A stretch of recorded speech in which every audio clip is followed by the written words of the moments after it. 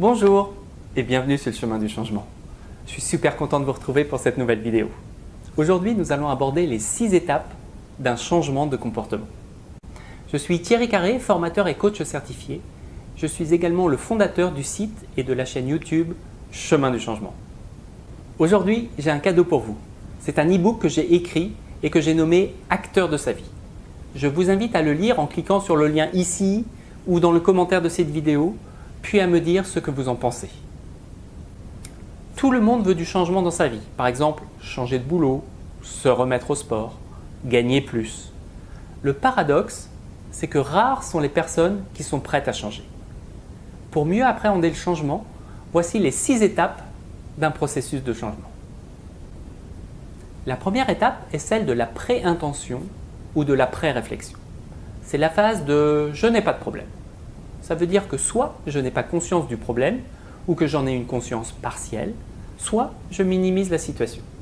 Dans cette phase, je peux être dans le déni des effets de mon comportement et je n'ai pas l'intention de changer.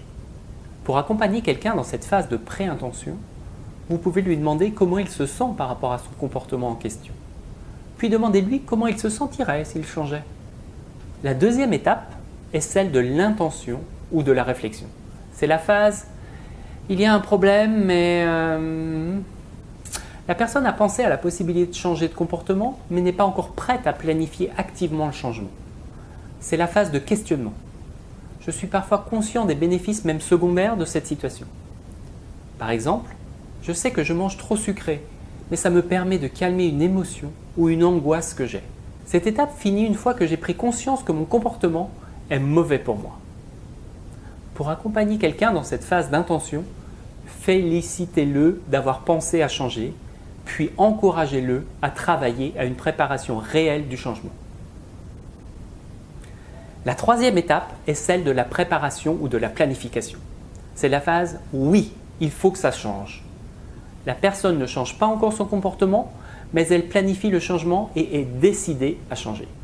La personne se focalise sur les inconvénients du comportement inadapté, ainsi que sur la nécessité de changer. C'est également une phase d'analyse des ressources et d'étude du nouveau comportement à mettre en place. Pour accompagner quelqu'un dans cette phase de préparation, encouragez-le à fixer une date pour le début du changement. La quatrième étape est celle de l'action. C'est la phase « je fais quelque chose pour changer ». La personne a pris la décision de changer son comportement et c'est devenu son objectif prioritaire. Elle met en place le nouveau comportement. Pour accompagner quelqu'un dans cette phase, encouragez-le à continuer. La cinquième étape est celle du maintien ou de la consolidation. J'ai mis en place des choses et j'ai adapté un nouveau comportement ou une nouvelle habitude pour aller vers mes objectifs. La personne travaille maintenant activement pour maintenir ce nouveau comportement sur le long terme. Elle est dans la persévérance. Quand elle y arrive, le nouveau comportement devient une nouvelle habitude. Si elle n'y arrive pas, nous arrivons dans la dernière étape potentielle, qui est la 6e et qui est celle de la rechute. En effet, cette rechute est toujours possible et ramène la personne dans la phase d'intention.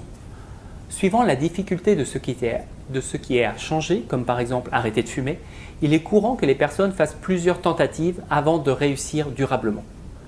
Pour accompagner quelqu'un dans cette phase, faites-lui voir les côtés positifs de son essai de changement. À vous de jouer maintenant. Choisissez un domaine de vie, comme par exemple le domaine personnel ou sentimental ou professionnel, et dans ce domaine, trouvez une habitude ou un comportement que vous souhaitez changer. Une fois ce comportement identifié, demandez-vous à quelle étape de ce processus de changement je suis. Puis finalement, posez-vous la question de ce qu'il faudrait pour que vous passiez à l'étape suivante. N'hésitez pas à commenter cette vidéo sur YouTube ou sur mon site Chemin du changement. Ce que vous mettez en place aujourd'hui détermine la vie que vous aurez demain. Ciao, ciao! À la prochaine fois.